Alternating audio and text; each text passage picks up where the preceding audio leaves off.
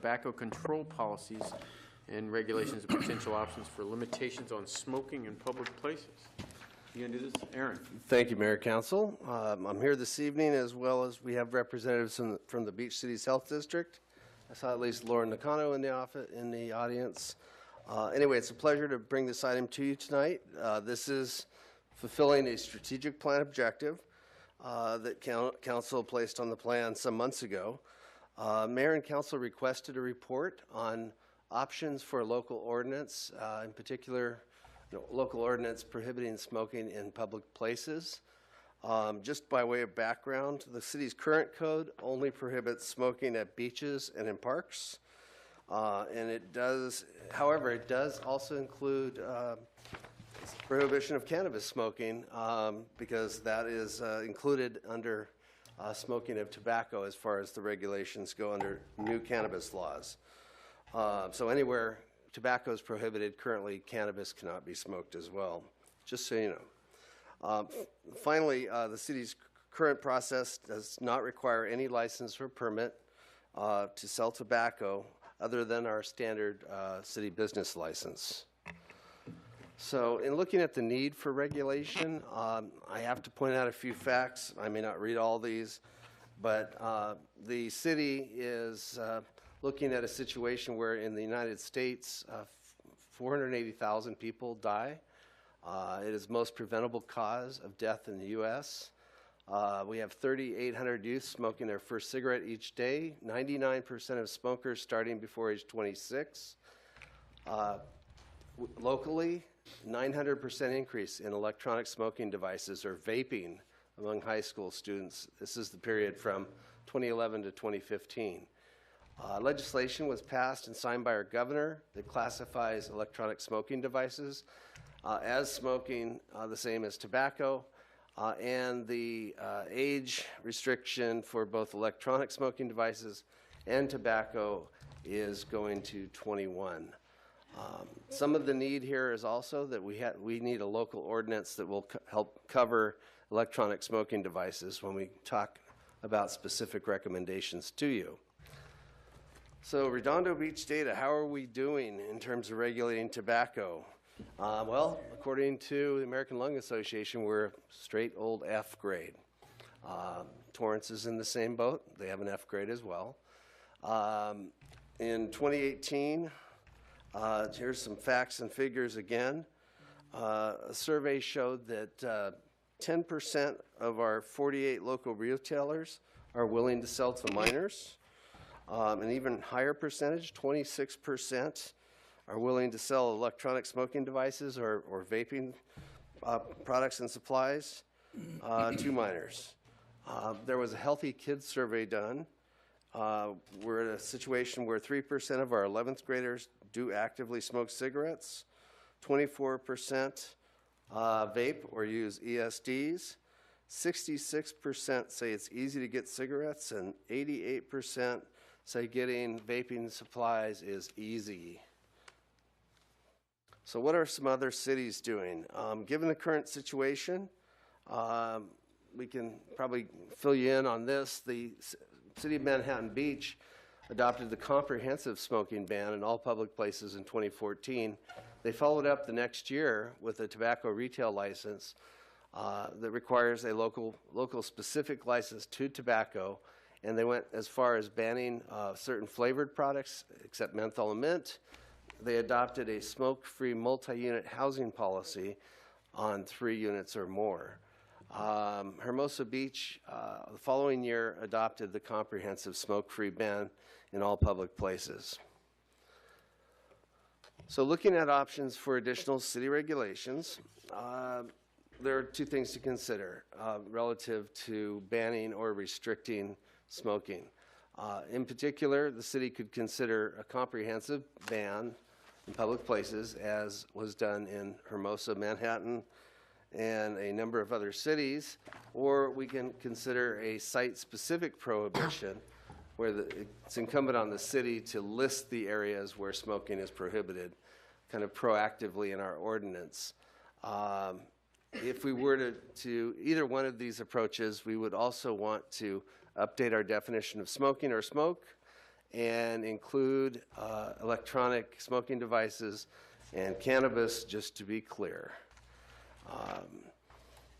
So another option that the city could consider, besides the local ordinance, would be a local tobacco retail license. A local license is allowed and gives us the ability to regulate time, place, and manner of sales. We've surveyed, or the Beach Cities Health District has provided us with survey information, a wide range of fees, but they're based on administrative and enforcement costs of a local license. We certainly have the right and the ability to impose restrictions on how close tobacco sales outlets can be located to schools, parks, youth centers, and in fact impose a separation or spacing requirement. Generally between 500 and 1,000 feet is been deemed legally defensible for that separation requirement, and also for the distance from sensitive uses. Manhattan Beach, for example, has a $242 initial license and a $183 renewal with a 500-foot spacing requirement. They also, as I mentioned in the previous slide, regulate certain flavored products that are more attractive to younger smokers and minors. They only allow mint or menthol as flavored products for sale in their community. We're not alone here. There are 140 cities in California that have a local retail license. 44 right here in LA County have a local retail license.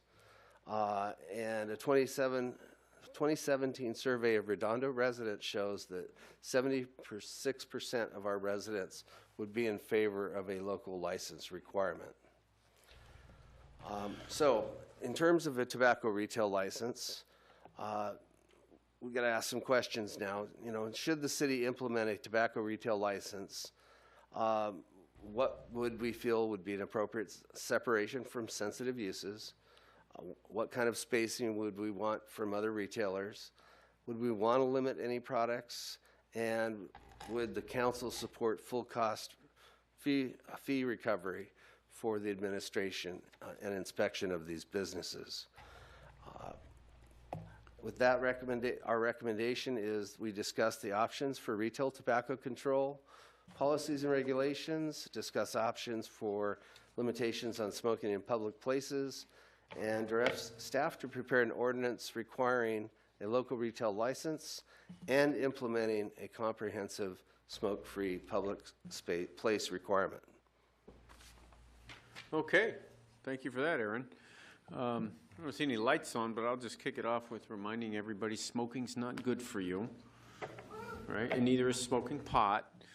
Yeah, my mom died of lung cancer at 55. She's a big smoker. Everybody's got to die of something, but you don't need to die of lung cancer at an early age. And it stinks, and yeah, growing, especially kids, you know, you're developing, your lungs are growing, your brain's growing. Can't imagine doing more harm singularly to yourself than smoking cigarettes. So, but hey, it's a free country too, so yeah, we're legalizing pot, and people can do what they want, but I wanted to get that in. We have a lot of cards here. We have 11 cards. People want to speak to this. And I mean, lights, so I'll just go right to the cards and get comments from the public, and then we'll discuss how we're going to move forward. So I'll call your names again. Everybody's got 3 minutes, and I'll call the second name so you can get ready. The first name is Carol Almeida, and after Carol is Alicia Lopez. Carol, I remember you. You've been doing this a long time. Like District 2. Council 8 member, years. Yes, you were still a council member, District 2. Yeah. And Welcome. Council member Christian Horvat is still a youth commissioner. What, back then? Yeah. Yeah. Yeah. Okay. I shall be very brief. Good evening, Mayor and the distinguished City Council. My name is Carol Almeida, community organizer from the Asian American Drug Abuse Program, a partner organization of the Beach Cities Health District in this policy work.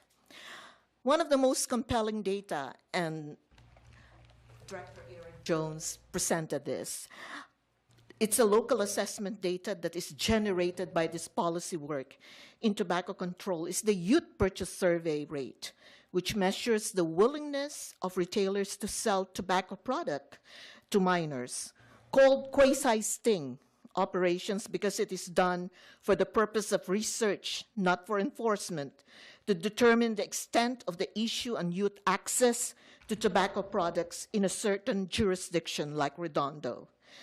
The process follows strictly the attempt by protocol as set by the LA County Department of Public Health, wherein underage youth, aged 15 to 17 years, walks into stores to do unconsummated purchase of specific tobacco products like e-cigarettes. Tonight, I'd like to give flesh and blood to the youth purchase survey rate by reading a letter addressed to the City Council. And this comes from one of our youth who participated as a youth decoy in the most recent YPS youth purchase survey conducted here in Redondo Beach. May I read it? Go ahead. Redondo Beach City Council. My name is Madison Bacon. I grew up in Redondo Beach, and I am now attending the Pennsylvania State University. In April 2017, I was given the opportunity to participate in the Youth Purchase Survey in hopes of bringing shocking data to light regarding the accessibility of youth to tobacco products. I learned a lot during my time with Carol, and I learned that it's a whole lot easier to access these products than I expected. I had never participated on a hands-on survey before this one. So granted, I was relatively nervous to go into stores in my own neighborhood and attempt to buy cigarettes. Were people going to recognize me? Were people going to think I was a snitch? Then walking into the shops, I would think, do I look like a fool? 17 years old, trying to get my hands on a pack of Marlboro Lights. Well, the answer was yes for a few of the locations, but what they thought didn't matter. One of the last stops we had, I remember this one really clearly, as this was the first one where the cashier did not ask for my ID or ask me how old I was. Time's up, Carol. You got to wrap it up. Yeah. Once I reconvened with Carol, my immediate thoughts was, did he really care? And so the last paragraph is, our community is strong. I think we can all agree on that. I wouldn't choose another city in the world to grow up in, but it's important to see the flaws in the things we love so that they can improve. Therefore, if we can do our part here in Redondo, then we have the ability to get the ball rolling. Thank you so much. Okay, thank you, Carol. Yeah. Persistence, persistence. Alicia Lopez and Monty Messick.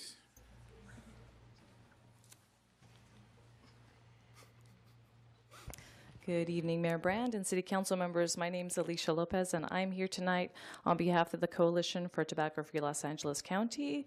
We are a coalition comprised of over 70 agencies and individuals throughout the county. And the coalition is excited to hear that city staff have prepared this report for your consideration of a tobacco retail license tonight, as well as possibly a comprehensive outdoor smoking ban. The coalition supports local policies that reduce youth access to tobacco products. Time and time again, local tobacco retail licenses have proven to be an effective strategy to curb tobacco sales to minors, as they allow for regular enforcement of state and federal tobacco control laws. The coalition also supports local policies that limit smoking in outdoor public places, so we are also excited to hear about this.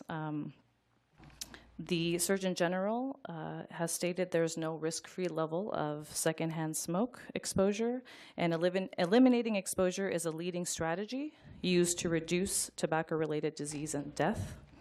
In addition to the direct health benefits, creating smoke-free environments helps to change social norms, and it encourages people to either cut down or quit, and it increases the chance that young people will not start because they will not see the behavior being modeled.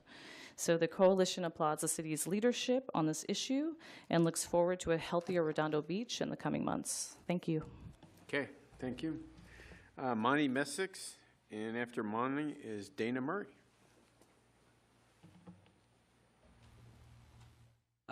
Honorable Council and Mayor Brandt, my name is Monty Messick. I work for the Los Angeles County Department of Public Health Tobacco Control and Prevention Program. I'm here this evening to provide information on youth access to tobacco products and exposure to secondhand smoke. As staff reported earlier, tobacco use is the nation's leading cause of preventable death and disease, causing more than 480,000 deaths annually in the United States, killing more people per year than AIDS, alcohol, car accidents, street drugs, murder, and suicide combined. The Center for Disease Control and Prevention found that the younger a person is when they start to smoke, the more difficult it is for them to quit. 90% of adult smokers begin smoking before the age of 18. It is estimated that 200 children per day become addicted to tobacco in California.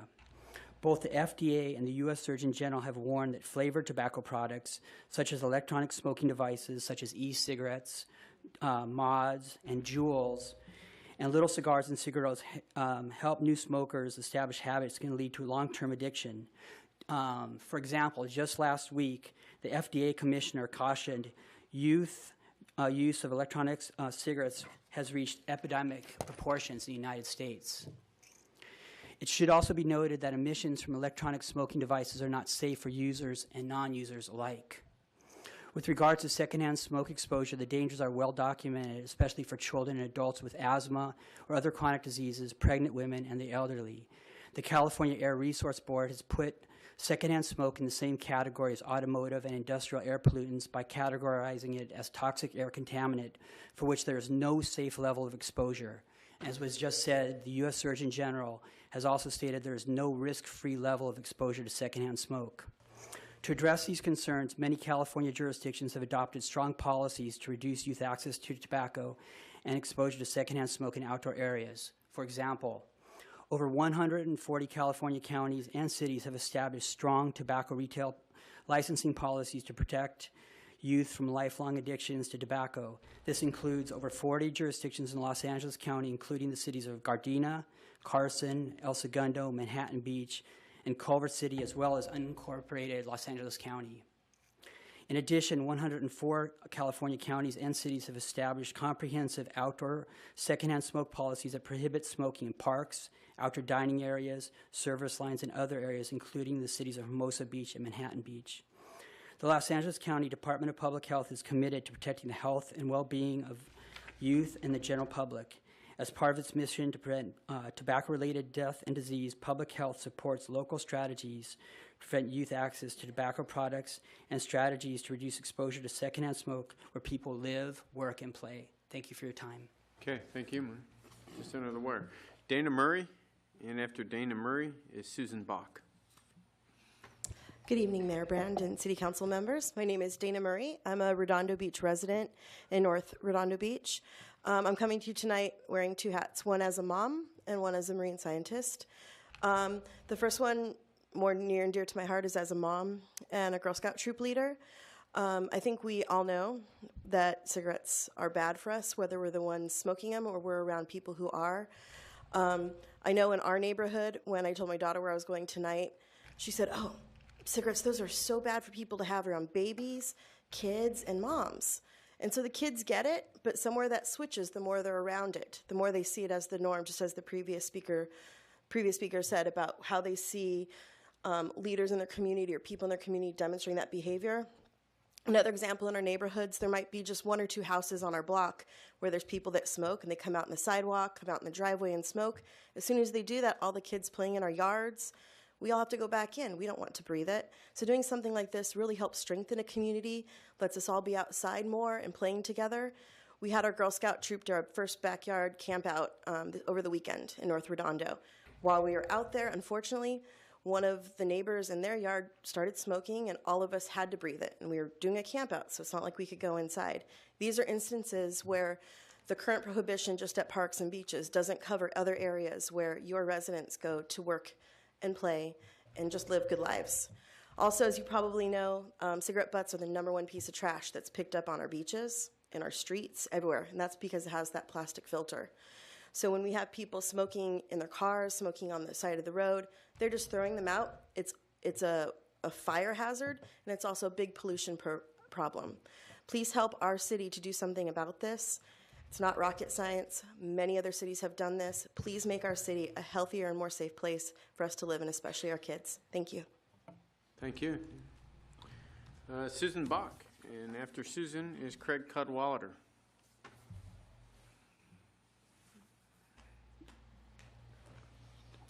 Hi.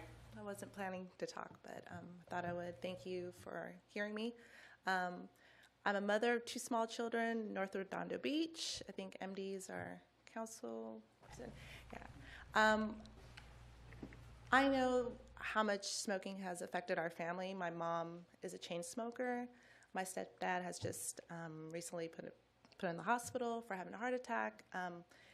I would love to make it harder for people to get access to cigarettes. I think it's ironic and very strange that cigarettes are illegal because it's just something that kills you very slowly. But I know we're still able to sell it. If we could restrict that in any way just to keep it from the lungs of our kids, I'd really appreciate it. Anything we could do. Cigarette smoke is a residue of somebody's disgusting habit, and it's not fair that it ends up in my hair, on my children's clothes, in their lungs, and they come home coughing because somebody outside was smoking. It's not fair to us. It's not fair to our kids, and I think it'd just be better for all of us. So thank you. Thank you. Craig Cadwallader, and after Craig is Lauren Nakano.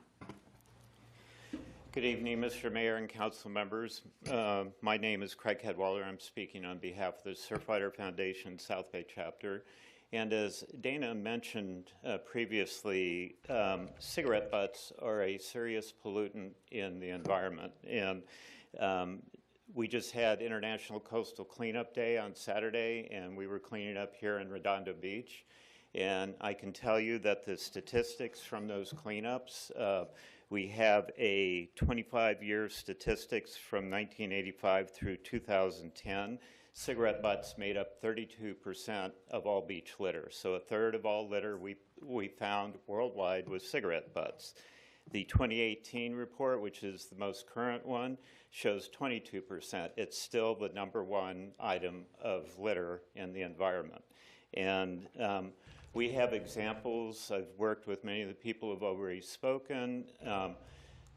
The city of Manhattan Beach passed a comprehensive ban. They also have tobacco retail licensing and multi-unit restrictions, as was mentioned. In the city of Redondo, or Hermosa Beach, our chapter donated 20 custom-made cigarette butt receptacles to the city at our own expense. Those did not work, and we pulled those out, and they eliminated all designated smoking areas in the city. The evidence is it doesn't work. And the city of Beverly Hills actually had an ordinance to ban smoking. There was some negative pushback from the restaurants.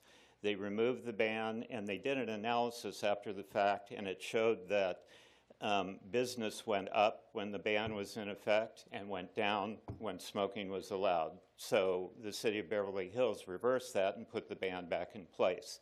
So we have evidence it does not impact business. It does impact the environment, and the quality of life is important. My older brother died of lung cancer. I hate to see anybody else go through that. And the secondhand smoke, the litter in the environment is all quality of life issues. If you take a cigarette butt, put it in a fish bowl, it'll kill the fish. So please, I suggest you look at all 3 items and pass those to protect the health and well-being of your residents. Thank you. Thank you. Lauren Nakano. After Lauren is Jay Oku. Good evening to the council and mayor. My name is Lauren Nakano. I'm with the Beach Cities Health District. We're excited that the city of Redondo Beach is looking at this, strengthening its tobacco policies. And from the data, we believe that there is strong evidence to support this move. The dangers of tobacco usage are well documented, as you've heard. In addition, the American Lung Association reports that COPD and other chronic lung diseases make up 73% of all smoking-related illnesses, as well as pneumonia, asthma, and tuberculosis illnesses that are also linked to smoking. 1/3 of all cancer deaths in the U.S. are related to smoking, and the list goes on.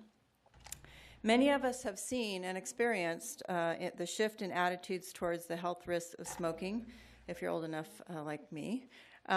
Smoking peaked in the 1930s and 40s, and then in the 70s, cigarette consumption per capita decreased steadily.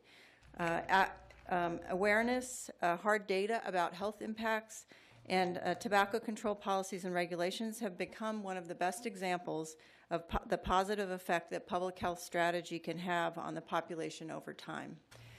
Because local control is so integral to tobacco control policies, the tobacco industry and its allies have historically used and continue to use preemptive strategies to thwart smoke-free laws, youth access, retailer and licensing restrictions, advertising and promotion regulations, and similar policies.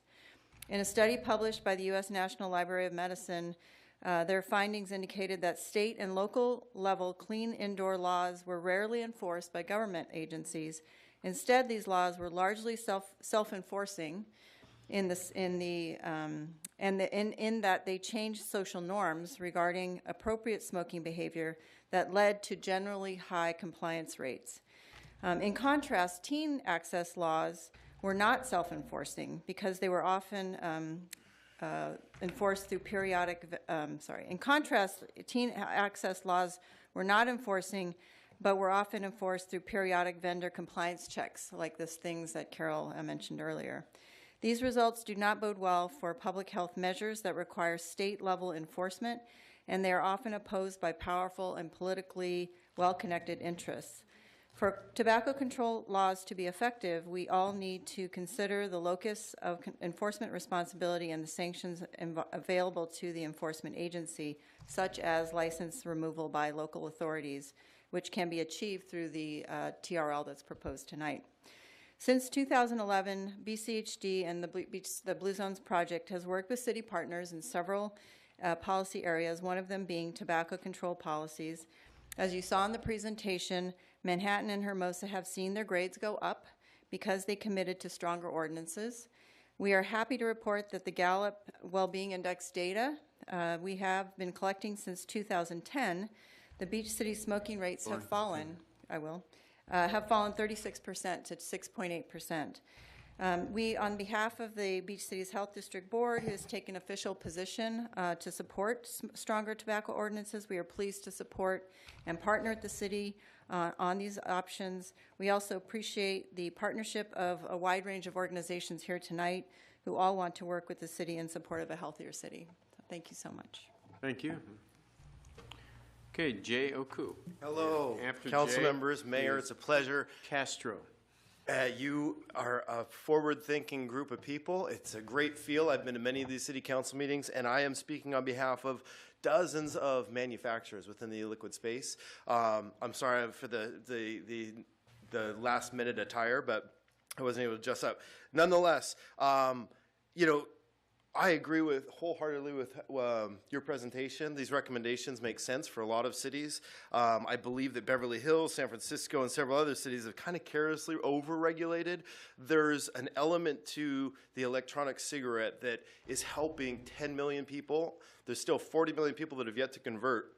But the Royal College of Physicians, the government UK have all come out with evidence after this, the evidence of many of the cities that they've made their decision on, that is hard facts about the ability to reduce your amount of intake of cigarettes, that we fully support not bringing children into this. Adult access is critical, but Public Health England has evidence supporting the concern that this is not a route into smoking for young people on the electronic cigarettes. So we believe in working with you guys. We want to work with you to provide a voice and some real facts and data, recent facts and data that can help you form your decision, your policies. So many of those were great. A few of those I would, as far as limiting types of products, the flavors are critical. We like flavors. We're adults. It's a critical part of this quitting process. And I have a lot of data. I'd like to email you and just be part of this conversation. I maybe even delay it a little bit so we can get the data. You obviously will take new information. You're a progressive group here, and I'd like to do that. A little bit nervous, but I'm so passionate about this. For the last 6 years, I came from banking. I got into this industry, and I've seen thousands of people, their lives change. They don't smell. They're not coming home. I'm part of the Surfrider Foundation, and I'm a parent, and I'm a Girl Scout dad. I believe keeping this away from kids is critical and paramount, but having access to it for adults is critical. And I'll end with this. I had a whole little thing here, but just today, Forbes magazine came out and said it looks like the FDA is leaning toward protecting teens at the expense of helping adult smokers quit. There are a lot of adult smokers, 516,000 in Los Angeles, that just need access to it. So I'd like you to consider this as you make bills for small business and promoting responsible tobacco harm reduction. So I'll leave this information. Sure, is there a motion to take a look receive at and it, or I file? can email it. Second. Okay, all in favor? Aye. Thank you.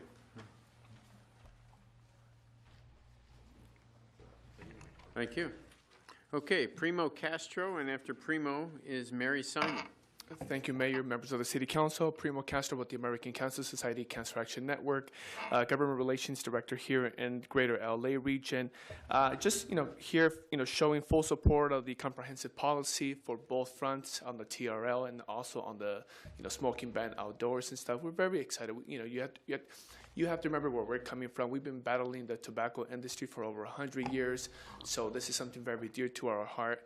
I think one of the biggest things that we have to remember is a lot of jurisdictions, a lot of municipalities in your local vicinity are actually moving in that direction as well. We've already seen Manhattan Beach, Hermosa Beach, but on top of that, I think one of the biggest champions so far, and we want to see Redondo Beach get to that point, also has been Beverly Hills, where they currently went ahead and outlawed or prohibited all flavored tobacco in the city. So we're very excited about that. I think it shows a commitment, and we want to see, with our strong partners with Beach Cities Health District and others here, about the impacts that it has, not just on our children, but also on our local communities that it plays.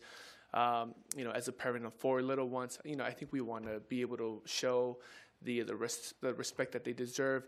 There's a lot of talk about e-cigarettes nowadays. If the industry was really, really interested in making this a cessation device, why don't they just go ahead and go to the FDA and market it as an FDA, right? Application is easy, go through the process, but they haven't done so. There's a reason why, right? With over 7,000 chemicals, as I've mentioned, and the device itself, it's going to be very damaging to your to your heart, to your lungs, and etc.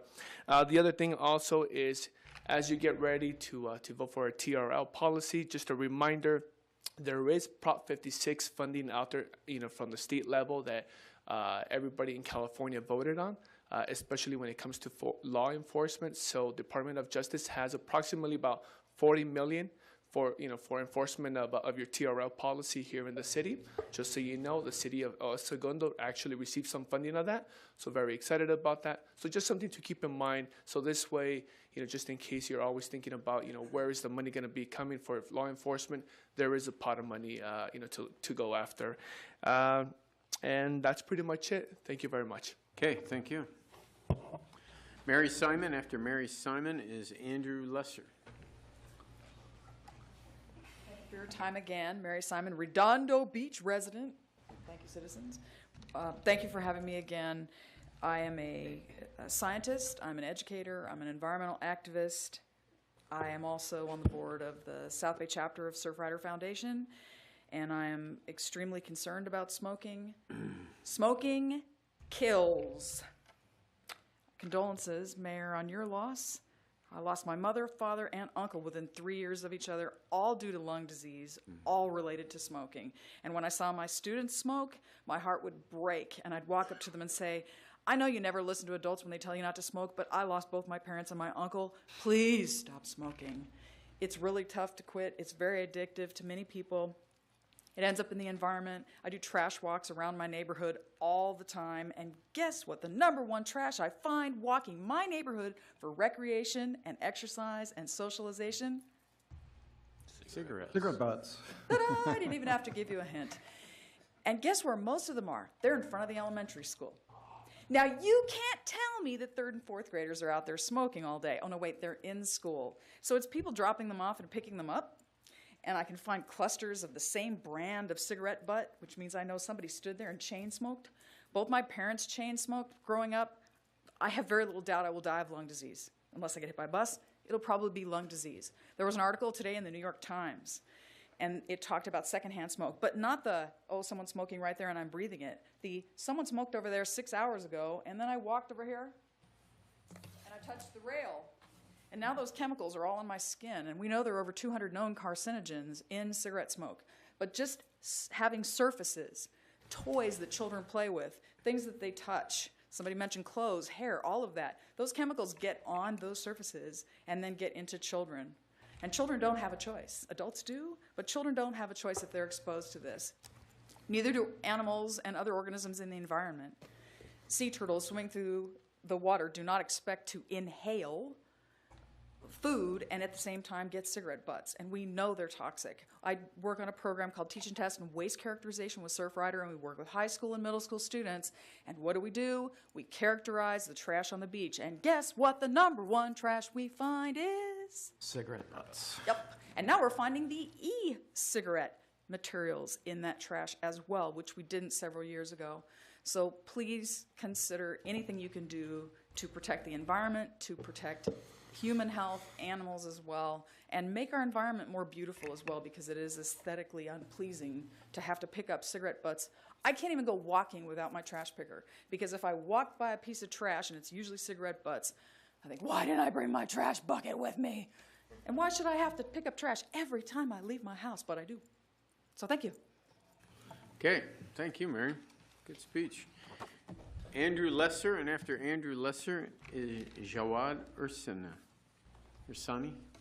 Hi again, Mayor, council persons. The Dr. Andy Lesser, it's MD. Okay, so I'm a physician, an ER physician, and I'm also a cigarette and nicotine addict. I quit smoking 3.5 years ago after at least 35 pack years. I had my first cigarette in high school, didn't have any until mid-college years. Smoked a lot in the ER during my residency up in Bakersfield because that was the thing to do, right in the ER, in the rooms adjacent to the patient care rooms where all the doctors sat. We did our charts. We sat and smoked. So I agree with everybody that came here and said all the bad things about cigarettes. I would like to see it banned in public places, although I have to admit, half the time I smell it, the smoke, it stinks, and the other half the time I live vicariously and get a nice secondhand. Because it doesn't go away. It's that addictive. The only people that could support it are like the gentlemen who are making money off of selling cigarettes or vaping. There's no difference. If you don't have the tar, you still have the nicotine. You cite studies from the UK. Well, yeah, some guy in the UK once said that vaccines caused autism, and they don't, so that's BS. His survey that vaping is a way to quit cigarettes is BS. There's gum, there's all sorts of other things, there's patches. Substituting one addiction for another is not the way to quit smoking. What did it for me, it wasn't people all through my career going, you're a doctor, how can you smoke? I go, because I'm addicted, plain and simple. It's legal. I was addicted. And, you know, there's just no reason to let it go on, at least in public, to expose other people to it. I suggest you do something like, you know, Manhattan Beach did, make it as, you know, stern as you can, and that's basically it. Okay. You're not talking about what people do in their own homes, but in public, make it hard for kids to get, because it's an addiction. Thanks. Thank you. Okay, Jawad Ursinal, and that's the last card I have. But you do not have to have turned in a card to speak to this, so if you'd like to come up and speak after Jawad Ursinal. Did I say that correctly? It's Ursani. Ursani, oh, okay. Ursani, Looks like an L. just the Thank way you. it's spelled. Good evening, Jawad Ursani, a resident of Redondo Beach, father of 3 teenagers, and also former vice president of the NRBBA, and also a business owner here in the city of Redondo Beach. I'm not here to disagree with any of the statistics that were shared earlier. But what I would like to say is, as a responsible retailer, there are things we can do to keep cigarettes out of the hands of teenagers, kids.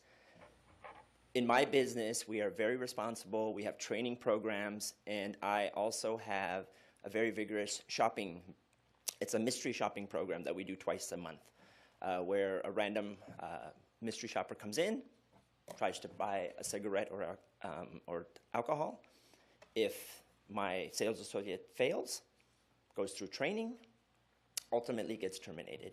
So what we really should be looking at is what I'm suggesting is more responsible retailers. And about the flavors, I get it.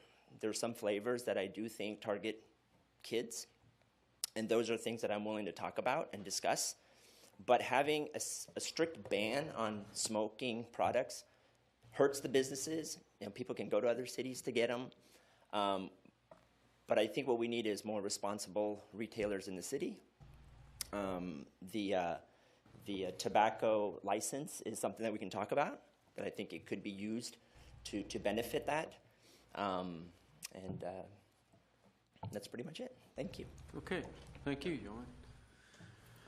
So that's the last card. Anybody wants to come down and speak? If you haven't already spoken, come on down. You don't have to have turned in a card. Everybody's got 3 minutes. Hi there. Gary Malenik, District 5. On the smoking thing, I was listening to all these people, and I'm sure there many of them have legitimate statistics. I don't smoke, but I have asthma, and I can feel it when somebody smokes. But it's the fact that you want to pass a law to control another thing, and you keep passing laws to control. And in fact, the county here now, I find out they have some kind of smoking organization that's probably paid for by the county, and this all goes back to expanding government. And when you run out of criminals, you make criminals. So you're making smokers criminals. In fact, go back to when they had the helmet law thing. Remember the helmet law? All the bikers rode around the Capitol. We don't want a helmet law. They made a helmet law. And now you got to make a. When I played volleyball for 40 years at Manhattan Beach, we never smelled anybody smoking cigarettes, but we always smelled them smoking pot. They were out on the water, the surfers and whatnot.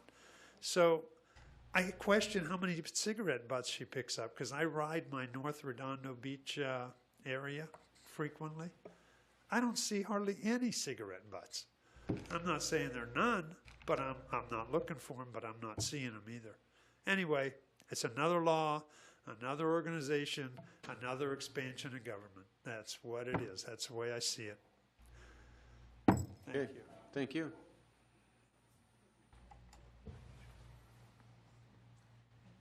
Hi, good evening. My name is Jetty Reed. I just wanted to kind of echo some of the things that I've heard today in this case in terms of responsible retailing and what we do in our organizations here and the businesses that we run in Redondo Beach. It's really important to us to work very well with the city and to make sure we're doing the right thing here. We, again, as stated, ideas around banning smoking in public areas and having a license for the responsible retailers and continually supporting being a responsible retailer around not selling to children. We have programs in place in our businesses that do not sell to children. We have the bars programs, we have the mystery shopping, the training, our POS, our registers pop up every time a alcohol or cigarette product is sold and says, please check ID.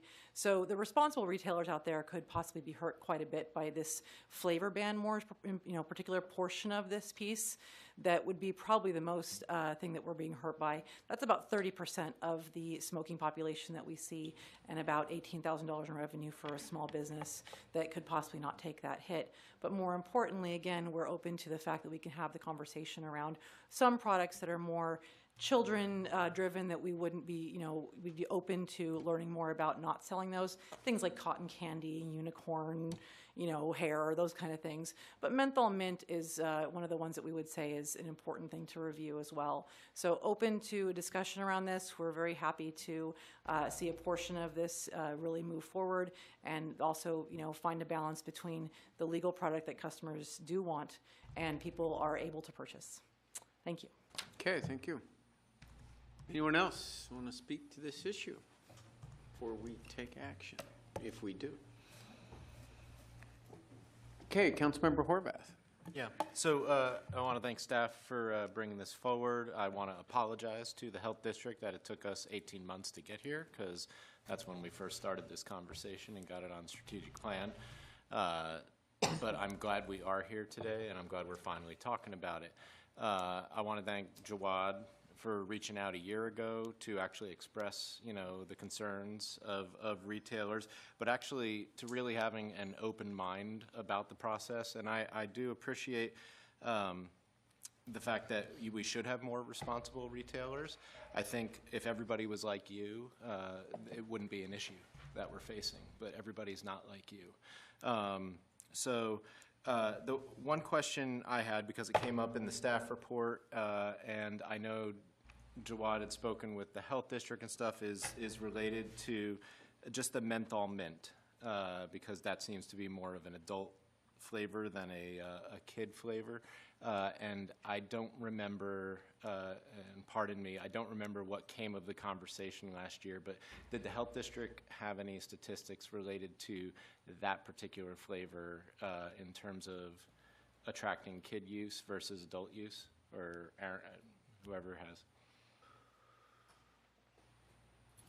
Good evening. Lauren Nakano with the Beach Cities Health District. I would defer also to any of the partner agencies that are here on statistics. We don't have anything related to that. I think the flavors are up to the council to decide if you want to do. I think Manhattan is a good example of where they felt, it was Mayor Haworth in particular, felt that to their points, the menthol was something that they wanted to take out of their ordinance. And I'm not sure if there's anyone else who'd want to speak on the statistics, but. So the Manhattan ordinance removed. Yeah, Manhattan ordinance it includes menthol as something that people can sell, and then excluded all the other flavors. All other flavors. Yeah, okay, great.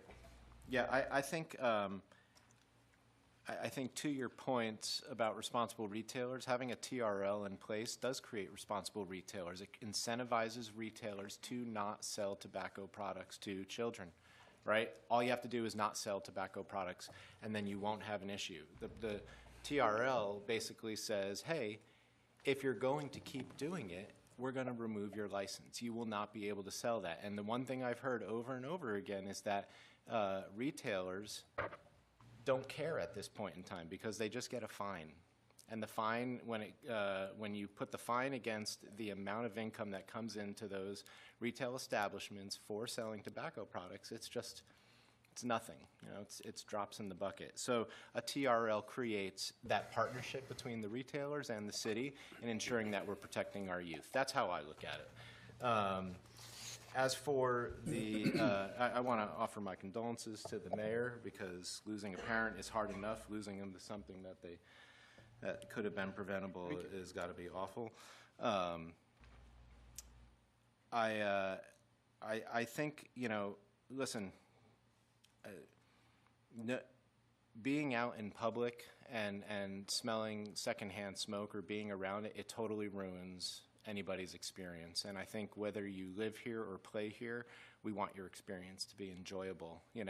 I've got a bunch of post-college kids that live next door to me, and they go out in the backyard, or when they first moved in, they would go out in the backyard and smoke, and my kids played in the backyard. And we always, as anybody in this city, has their windows open all the time, because, I don't know, we don't have insulation or air conditioning, so therefore our windows are always open, and that smoke would just drift in. And all I did was just go over and knock on their door and just ask if they'd be willing to bring it inside, because it was just affecting, us and just being in our own home. And they did. And I think that's all we need sometimes. I think there was somebody brought up, I think maybe it was you, Lauren, you said that social norms start to change because people change their behaviors. And I think that's what we're trying to do with a variety of programs like the Blue Zones, Streets for All. I don't see this as any different. So those are my thoughts. Great. Councilmember Grant. All right. Thank you. I want to say thank you to everyone that came out. It's important to speak up when something's important to you and to your community. And my condolences to you, Mayor, as well. I lost my dad to bladder cancer, which is a direct result of smoking as well, since everything has to come out of your body and it goes through certain areas. So he was a 35-year smoker, and though I have a personal connection, I kind of look at it as this is something that the community wants. When we hear statistics of 76% of our residents would like some type of TRL put in place, that's a good thing. When I hear folks talking about walking around in secondhand smoke, I can actually, this last Saturday during our cleanup, I'm the president of the Redondo Kiwanis Club, and we did a beach cleanup. We were actually at the King Harbor Yacht Club, and we took 2 hours to go clean up the beach, well, the harbor there. And my route was from the parking lot from the King Harbor all the way to where, out that little area, all the way over to where the entrance to Hermosa Beach is, that little new park area. And I personally picked up 75 butts. So I counted them. I was amazed.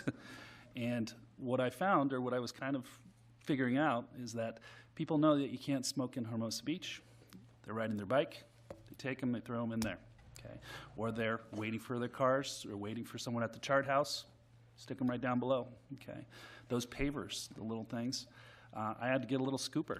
I felt like kind of one of those monkeys that has their little tool to get those little butts out. But the idea is that we did it, and I personally picked up 75, and other folks around me were doing about the same. So it is a problem, and I'm very proud of Redondo Beach that we're finally getting there. So when we start to look at the actual specifics and what I'm comfortable with as far as being a representative of my district as well as Redondo Beach is this. I think Gary Merrick, I can never see her, Maletic, sorry. We are putting a lot of bans in place, okay? We're starting to talk about leaf blower bans. We're starting to talk about plastics possibly and some of these other things.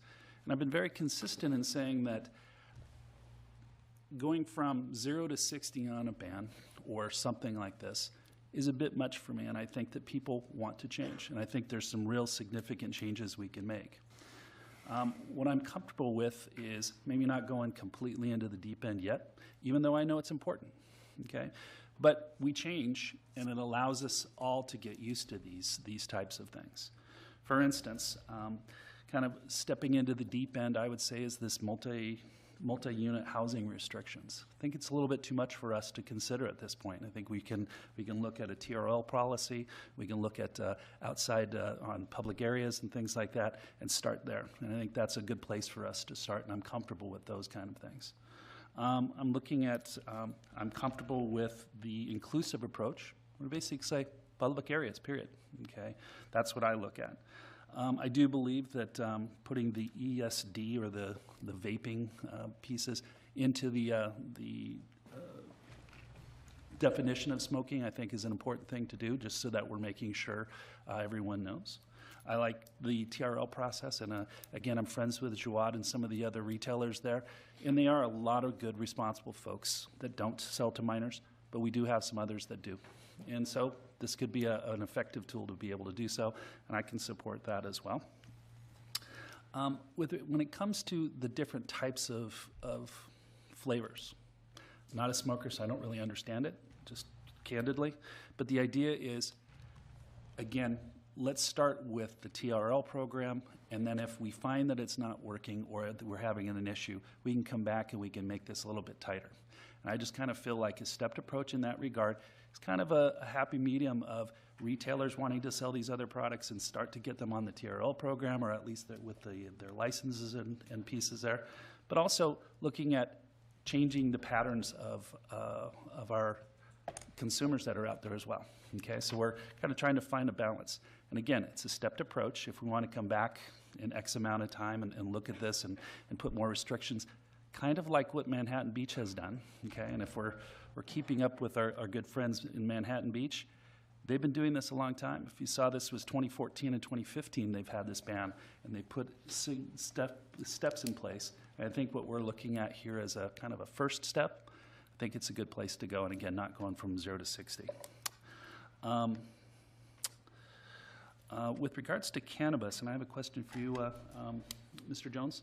So with our cannabis ban that we have right now, is that banning smoking in public places already?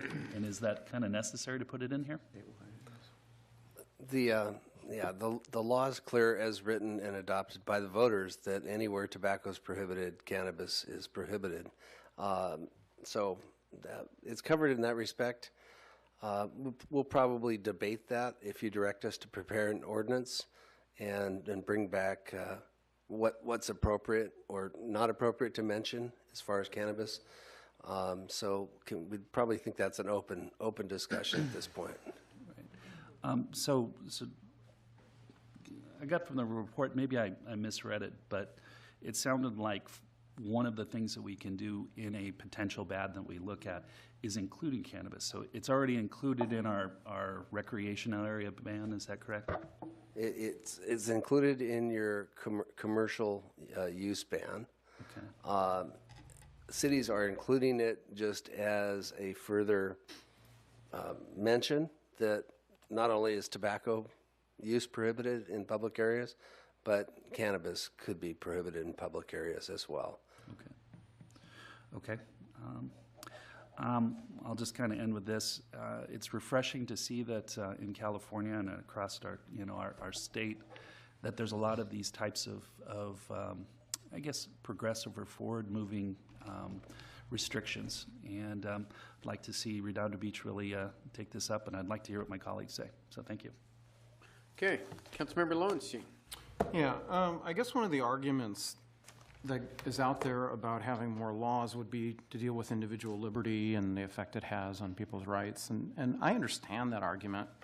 But one of the things that was missing in the statistics is the cost of smoking to society. And that is, we spend about $3.3 trillion a year on healthcare in this country. $300 billion of it is related to smoking-related illnesses.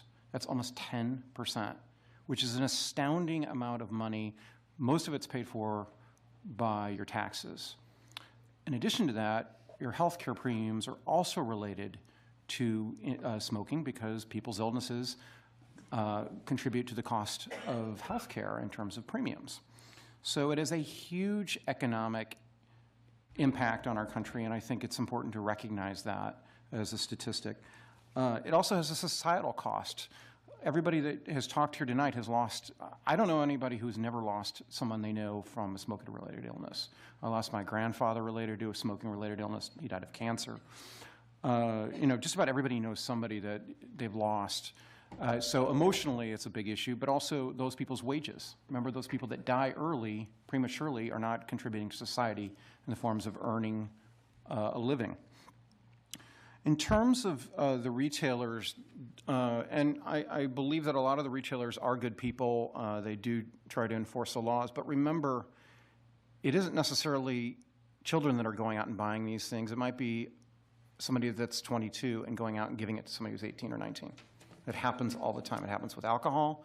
I'm positive it happens with cigarettes, and e-cigarettes are no different. My sister has converted from smoking cigarettes to e-cigarettes, and I'm sure she's no better when it comes to her health. I haven't seen her health improve.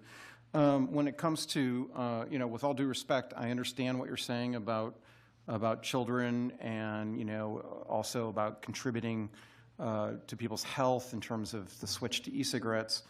But remember that the cigarette industry for years used things like Joe Camel to market to kids. And they're now using bubblegum flavored vaping. Don't tell me that a 60-year-old is out there buying e-cigarettes with bubblegum flavored thing. You know exactly who it is. I have two children. One is at the middle school age. The other is at the high school. They both tell me vaping is a problem at the high school. and at the middle school. It is not something that we need to turn our backs to. And I'm sorry if it affects people's livelihoods, but this is something that affects a lot of people. And it affects their health, it affects the economy, and it's something that is clearly a societal problem. We've tried everything. We've raised taxes on cigarettes. We've done all kinds of programs, and yet there are still people out there that ignore science and to their peril. And they smoke, and it impacts not only them, but it impacts their family, it impacts their neighbors from the secondhand smoke, and impacts the public. You know, Dr. Lesser's testimony up here was pretty convincing to me as a medical doctor. You know, you usually see smokers, it usually goes one way. Smokers are the ones that want to quit. It's not people that are not smoking that are being pulled to smoking usually. It's usually one direction, and you hear that from a lot of smokers. I wish I could quit, but I can't. And I hate to be the nanny state and being the ones who are the people that are actually keeping people from doing what they want. But when it has a societal cost to it, sometimes you have to step in and say, this isn't right, this isn't good for our kids, it's not good for our citizens and our residents, and it has an impact on people. So, you know, I think we need to look at a lot of these things. I'm a little bit split on the multi-dwelling. I think, you know, if people need to smoke, they should be able to smoke in their homes, but I do agree that secondhand smoke does not stop in somebody's room or somebody's apartment. It tends to waft through, you know, a large apartment complex. So we need to think about that. And also the cannabis issue, there was Prop 64 that was passed. It's clear that people are not supposed to smoke in public cannabis. You know, how does this impact all that? But I personally am in favor of tighter regulation on this. You know, there's too many things that are at stake here, and so that's kind of where I stand on that. So thank you. Okay, thank you. Councilmember Nairnhan. Well, I personally don't really smell cigarette smoke so much anymore. I smell cannabis smoke all the time and everywhere. And what's important about that is this discussion through flavored items and everything else is we're sending a very, very, very mixed message here because well over 65% of Redondo Beach voted for Prop 64. And we have completely outlawed and banned the usage of cannabis and all the associated products, but now we're allowing it and we're expanding the usage and we're making it legal. And we're turning over here to cigarettes, and we're saying now, well, we want to tighten up these things, and we want to prevent it and stop it from happening. So on one side, we're now allowing things, expanding it, and on the other side, we're going to constrict it and try to hopefully make it illegal to make it stop it from never ever happening again.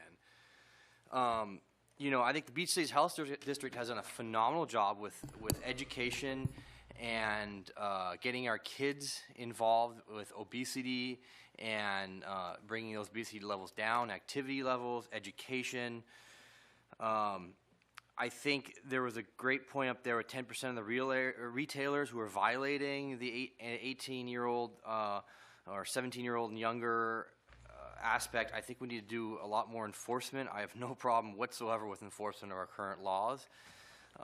You know, this is about, if you're over 18 years old, hey, you know what, you're over 18. And I want to be careful about creating more, I talked to a retailer a long time ago about this, about creating higher taxes or fees for retailers, or making it, or restricting tobacco retailers, or vaping retailers to just go down to 1 or 2 retailers in Redondo. Because then what you end up doing is you're creating a monopoly for a single or 2 or 3 retailers. So instead of having a couple out there, one person is now making all the money, and it's very difficult for anyone else. And you're not stopping the problem. So stopping the problem starts with education, enforcement, preventing the kids really from getting to the product. And I want to remind everyone, in the cannabis world, they have lollipops, they've got brownies, they've got bubble gum, they've got smoking products. I mean, it's just gummy worms. Yeah. Gummy worms, the litany of things. So I think, to me, it's kind of the same conversation that we need to have here on both of these 2 issues here, and make sure that they're succinct on both sides. We meld them together. And I think the Beach Cities Health District has done an excellent job again, dealing with childhood obesity and education, and I think we need to really utilize that path and do a lot more enforcement on the retailers. I mean, I'm not sure if stealing of the product is an issue, but it's about the kids at the end of the day, and that's what we're talking about, and making sure that they don't get the product and educating them so they don't even start the product. So that's how I feel about it. I think, I don't know, I think kind of you guys feel the same on there. Okay, Councilmember MD. I have a question. On that 2017 survey, does anybody know how, it's just said that 76% of the people agreed with the licensing. How many people took the survey? Does anybody know? It's 10 people, but if it's 1,000 people. The public opinion survey, we've been here since about 2012, and we've done several rounds of public opinion survey. And we've come up with consistent results. And somehow, over several periods of time that we've done public opinion survey, we've interviewed almost 1,000 respondents. And consistently, we came up with 76%. Actually, the first round of public opinion survey, it was 76.6%. And then we went again to a second round of public opinion survey. It again came up, the 76% came up. What was the question? How did you phrase the question? A series of questions, perception questions like, do you think that it's easy for anyone below 21 years of age, which is now the legal age to buy cigarettes here in Redondo? Those are perception questions. And then the third question would be, would you be in favor of having a law that would require retailers to have a license before they sell tobacco products? And then we move on to say, would you be in favor of a license fee to pay for enforcement of this law? And then series of questions like, are you in favor of regulating electronic cigarettes? Are you in favor of having a density cap, like having, putting limits to several hundreds of feet between retailers and so on and so forth? Yeah. So it's 1,000 each time, or 1,000 total? Normally, per round of public opinion survey, we have something like 400 surveys done, 400 surveys, and spread over about 6 to 7 years. So we have a few rounds of public opinion survey. Cumulative total would be almost 1,000 respondents. Thank you. So the way it was explained to me a long time ago was this retail survey was in order to really capture the 10% that don't follow this law. And so when they're found to have been violating it, and I don't know how it would work, and if we would want to, in that discussion, decide if it was 1 time or 3 times that they've been found to violate the law, then you could take away their license from them. And so I understood that it was more of a tool to make sure it doesn't reach the kids. And so I think I agree with Gary that I'm not having a lot of flavor to keep overextending ourselves into people's lives as much, and we seem to be doing that a lot lately. I'd like to kind of pace it a little, but I do understand that they've been waiting for this for a long time. And so I think I wouldn't mind putting in the license for the retailers with that idea that it would be a tool. So I would recommend that it isn't something that we would do a huge fee of a cost recovery, but just more of a tool to be able to take it away for those abusers, a smaller fee, if you will. And then the rest of it, I'm willing, again, I agree with you in that we should maybe do it in steps and education and we could revisit this to keep going back to the other parts of it, but that's about as far as I'd want to go at this time. Okay, let me say a few words. I really appreciate you continuing to come down here, Carol. It's unbelievable. I guess it was 2012 when I first saw you come down here, and we tried to get it on the strategic plan. You came to that, right? And I was unsuccessful. I think I was by myself again. Anyway, so I want to commend this council for bringing it forward and, really making sure it gets brought forward. To me, everybody knows smoking's bad for you, and nobody's going to say, "Oh, I'll have a smoke." They used to say that, though, right? They used to say smoking's healthy.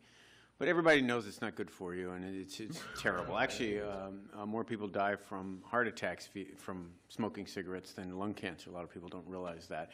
And you don't really know it always. Somebody has a heart attack, and they don't always connect it. Yeah, it's because he's been smoking. Anyway, it's really just comes down more to keeping it away from kids and whose rights are being violated, right? My mother-in-law has a new place, and I stay there occasionally, and she's got a neighbor downstairs that smokes, right? And the smoke goes out the window and comes right into the house. And she's got to close all the windows after the smoke's already in, of course, because you already smell it. Now, whose rights are being violated, right? You got to make a decision. Is my mother-in-law's right being violated to breathe clean air? Or if we ban it, is the other lady's rights being violated because other people want to breathe clean air? Well, it comes down to a democracy, basically. And so when you have a strong majority of people calling for regulations on it, well, what are you going to go against the majority of the people? Yeah, I don't think so. And so I'm certainly in favor. I understand the baby step method. I think that's probably a good idea because, we've been banning leaf blowers and what else did we ban? And we got plastics coming up. As a political body, we've got to weigh everything. And I don't think there's anybody up here that doesn't want to keep cigarettes away from kids. A retail license makes perfect sense. And I've had letters and emails over the years of people living in multi-unit complexes saying, when are you going to ban smoking? And I got to tell you, you go to these other cities where they ban it, and there's not a lot of pushback, and there's often a lot of thank yous for that. And people have places to smoke. They just, frankly, my belief, you shouldn't be able to blow smoke and burn smoke that's wafted into all the neighboring units. It's not fair to the people who just want to breathe clean air. And it's ultimately a decision that the governments have to make. So, I'm at least in favor of a license. And, the other issue in Redondo Beach are public spaces. We haven't banned it like they have in many, many, many other communities, especially coastal communities. But I do know that the restaurants, I won't mention any names, that did allow it now don't, and their business has gone way up and people go to it. I generally don't go to restaurants where they allow outdoor smoking. So, that's something that you guys will have to vet. But anyway, that's just my 2 cents, and I agree with certainly having a new retail license. We've been trying to do this for 6 years. Councilmember Horvath. Yeah. Aaron, so in the staff report where it says many provisions can be included in a TRL, including amending how tobacco products are defined, the regulation of the location and density of retailers. How does that apply to existing businesses? Is that really more like when we did the massage parlor restrictions? Any new business would have to be outside of that zone? Very similar. Yeah, of course, we would document locations of all existing businesses. We used 1,000 feet on the massage establishments. Once we met that maximum density, we could issue no new locations, effectively capping the number that we have in effect now because there were already that density. So when we would, if council gives direction to prepare some separation requirement, we would come back at the public hearing with some maps and information showing you what a 500-foot and what a 1,000-foot separation would look like, and you could at that time choose. Typically, what happens is a location that is inconsistent with that separation maintains a grandfathered status until they go out of business or leave. Okay. On the banning of self-service displays, is that like the old vending machines that sell cigarettes? Yeah, I haven't seen one of those in years. I don't know of any self-service displays that are currently allowed, and I've yet to see, vending machines are Remember gone, those, you know, but apparently, the idea is they want to lock these products up anyway because they're frequently stolen from stores, and so most of the time they're not self-service anywhere. But again, it's kind of standard language here. Okay. So I agree with the stepped approach as it relates to the multi-unit housing part, but with that said, I would make a motion to direct staff to prepare ordinances requiring a local retail tobacco control license and implementing a comprehensive smoke-free public place requirement. I would include in that these provisions that are listed here in the staff report, amending how tobacco products are defined to include ESDs, regulating the location and density of retailers and their proximity to schools and youth-populated areas, including parks and youth centers, banning of flavored tobacco products with the exception of the mint and menthol, and then limiting sales of other tobacco products such as little cigars or sale of drug paraphernalia, and the banning of self-service displays, although I feel like that's probably something that doesn't really come into play these days so much. So that would be my motion. Okay, is there a second? I'll second that. Okay. Councilmember Grant. Yeah, so thank you, Christian. I appreciate you doing that. I'd like to encourage maybe a lighter step. And again, this is our first bite at that apple, if you will, okay? And I'd like to make a substitute motion that's a little less. Look at the support, or a direct staff to prepare an ordinance requiring the local retail control license, and then basically support the inclusive approach to, or banning in public areas. And let's just kind of stay with that for now. Specific products, as well as density and all those different things, those can be things that we can come back and revisit at another time. So the idea is that we're going to talk to our retailers now. We're going to install the TRL, okay, as well as then get our public educated about, hey, no smoking in public places. And let's start there. And then let's, maybe in a year or 6 months, we come back, we take a look at it, and let's just take a stepped approach. I mean, we can, this is going to be enough for our population to really handle, and it's going to curb some smoking. And I think we can do some good here. Okay, is there a second? I'll Okay. second that.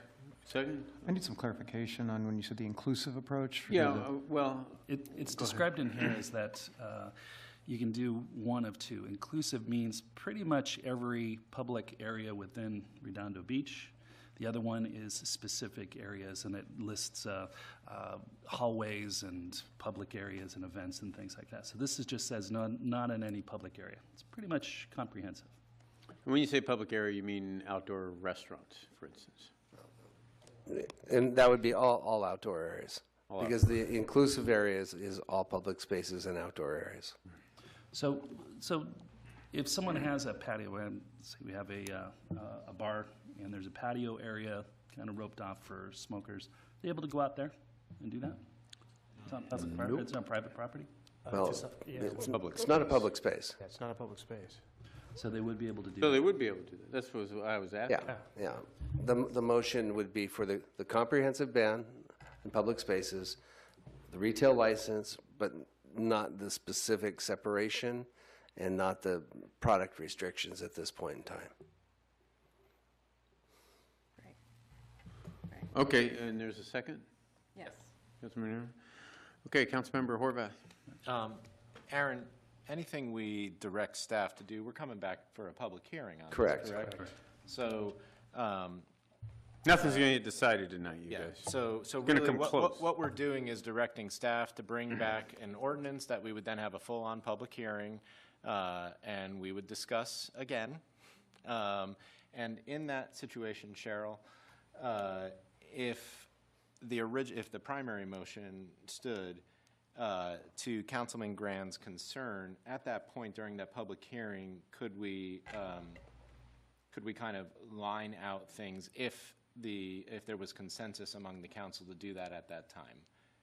Yes. So it would be better to direct staff to come back with more, and then if we decided to take a more stepped approach, as Councilman Grant is suggesting, we could cut it out, but you would at least have it in there as opposed to trying to create an additive situation later. Correct. Yeah. So if there was substantive change to the ordinance, then we'd have to come back.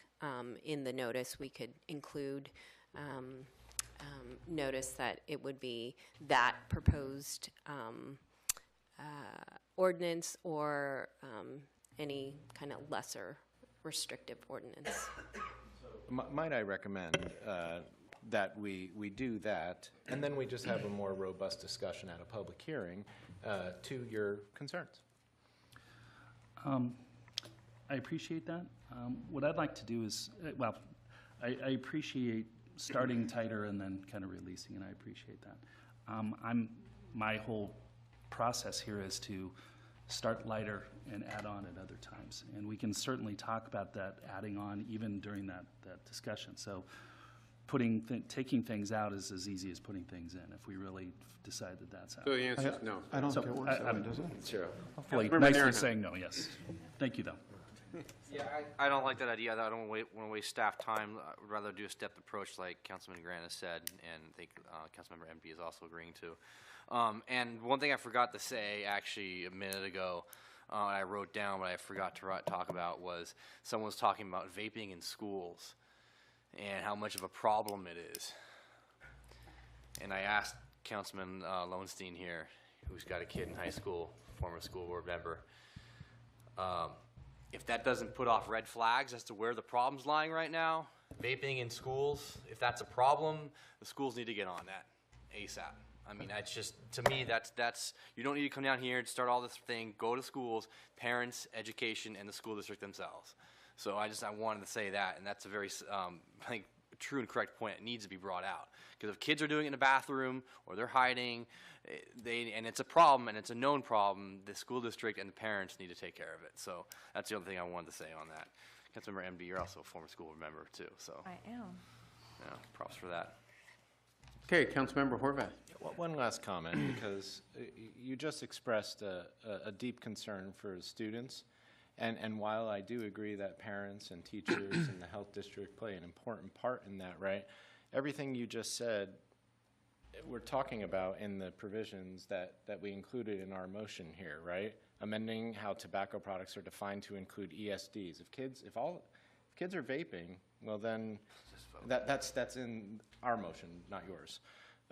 If you're worried about it getting into the schools, right, well then we're talking about the density of retailers and the proximity to schools and having a conversation about that. So you're expressing a concern, but then you're wanting to take a more stepped approach. I'm not getting it, but I just wanted to point out the discongruency there. So Councilmember Grant. So, Mr. Horvath, if I thought that the ESD portion was in our motion, if it doesn't seem to be, I'm happy to, if you'd like to put a friendly amendment to that. Yeah, it wasn't in there. It wasn't. Basically, cigarettes or tobacco as well as ESDs under that, the TRL and the smoking, or in the public areas. I'm happy to entertain a friendly motion, or friendly amendment. What about the flavored tobacco products? Flavored ones are what I said is let's tackle that at another time. But let's tackle e-cigarettes at this point, and again add on as we can. Yeah, I think the flavoring is what they're really talking about is attractive to the kids, with the exception of the mint and menthol. So okay. We'll just have to agree to disagree here, John. I guess so. Thanks. You guys ever see the cartoon with two gophers and they're always saying, no, you first. Oh, no, you. Indubitably. No, absolutely. It's your turn. No, I insist. We're going to have a long night. A friendly amendment, and the seconder has to agree to the friendly amendment. Was there a friendly amendment? No, so I didn't think so. John made it, right? Well, he didn't.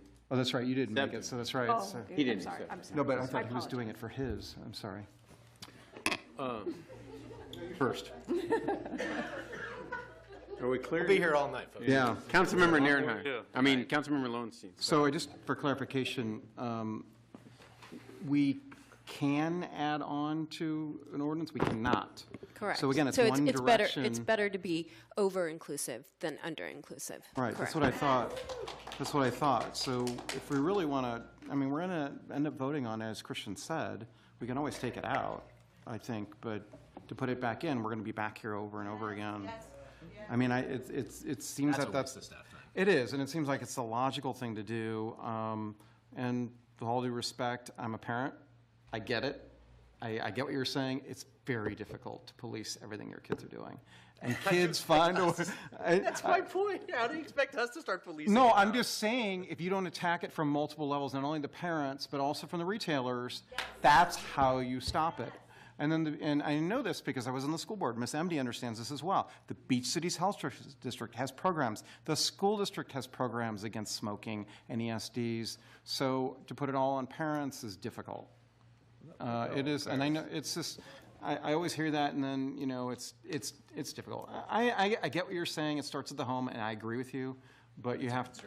It is a concerted effort. It takes a village. So, again, I would agree with what Christian said. It's better to go more inclusive and then remove than to go back here over and over again. Who wants to come here next time and do this all over again? I don't Well, think we're going there's to. anybody wants to. So, yeah. No, but to do it and have this discussion over and over and over again, I just think that people have been at this for 6 years. Let's take some action, and I would agree, let's find a solution to this. So. Well, basically, the only thing we're debating now is they're coming back with an ordinance. The only thing we're debating now is how strict it is. comprehensive the ordinance that they come back to us on the first pass, which can always be changed. But you may have to have yet another hearing if you change it significantly, although, I don't know. Cheryl, it just seems like if all of a sudden they decide to add one thing, you wouldn't necessarily have to have a whole nother hearing, right? It depends on what it is and if it was noticed. So, I mean, the whole purpose of giving notice is to provide the public with an opportunity to comment. So if it wasn't in there and people didn't know it was in there, Does the notice have to be that specific? Can't you just say you're regulating? Well, we would provide in the notice the parameters of the ordinance so that people would be aware what's in there. Okay. Yeah. All right. Councilmember Grant. All right. Thank you. So to your point, Mr. Lowenstein, and I'll just say it this way. I'm a very practical person. And what I'm trying to do is propose something that is a step forward that our entire council can get behind. Based on the comments that we've heard today right here in our discussion up here in front of all these folks and up in folks on here, we probably won't get a support for that whole thing. But if we can go through, we can have a stepped approach, kind of like what we're talking about. We can move forward, do some good, and come back and actually talk about it more. Doesn't mean that we limit our discussion to more things. And if there's a convincing argument that there's more that we need to put into this first ordinance that we're going to look at, great. That's what the public debate is for. But I'm trying to say let's lay a baseline for it, and then let's start there. So that's what I would like to do. Councilman Grant, can I ask a quick question? The friendly amendment originally, you were comfortable with including ESD language that would be specific and the ordinance we're bringing back, but I didn't hear a second for that portion. Correct. Were you comfortable with that, and is there a second for that? Or is this ordinance drafting not going to include ESD language? It is going to include, I'd preferred it to include ESD language. It's not removing different flavors, just ESD. ESDs. And the seconder for that is okay with that? No. We haven't heard yet. So you don't want to, e-cigarettes, you don't want to ban those in public places. That's to help the kids. That's the whole point, right? Okay, I'll acquiesce. Okay. Okay, this is how negotiations Okay, work. so We're the finding friendly consensus amendment. here. All right. So- Trying to find consensus, right? Councilmember MD. So, to your point, the school district, I agree. The school district can't be in charge of all of it. But the point of the license is to make sure they follow the rules to not sell e-cigarettes or tobacco to the kids. And so I think we satisfy that by putting in these licenses that can be taken away if they violate the law. That's right. Okay, so that is supportive of it. And look, back to Ehrenheim's point is that look, we banned leaf blowers, and then the school district said, yeah, whatever, we're not following your ban. And Shame so, on them. you know, so you know, okay, so we're going to do this, and who knows what they'll do on the school district side, because apparently they don't care what we say. I think they're having second thoughts on that, by the way. Yeah, so anyway, so I think we need to focus on what we can control and what we can't control, and I think that by putting in the licenses and going after the 10% that don't follow the rules, including e-cigarettes to help keep it out of kids, I think that's our #1 goal at this moment. So let's go ahead and vote, because we got a lot more to go. Yeah, I was going to say, there's a motion on the floor and a second and a friendly amendment to come back with an ordinance that institutes basically a retail license program and also bans. Comprehensive ban. Yeah. Okay. So all in favor? Aye. Aye. Any opposed? Okay, hearing no opposition, that basically means it's coming back. So I don't know when. When do you think it would come back? We were talking to the city attorney, probably 60 days to write the ordinance. Okay. Notice the hearing at least 15, well in advance of the meeting, so. Before about the end 60 of the days. year? Yeah, maybe it'll be a January 1st effective date if you adopt something. That would be a good New Year's resolution for folks. Okay, so there you go. But the city attorney is shaking her head saying that's not going to happen. New Year's resolution or you get fined. Okay. All right. Well, thanks everybody for coming down. It was a great discussion and to be continued.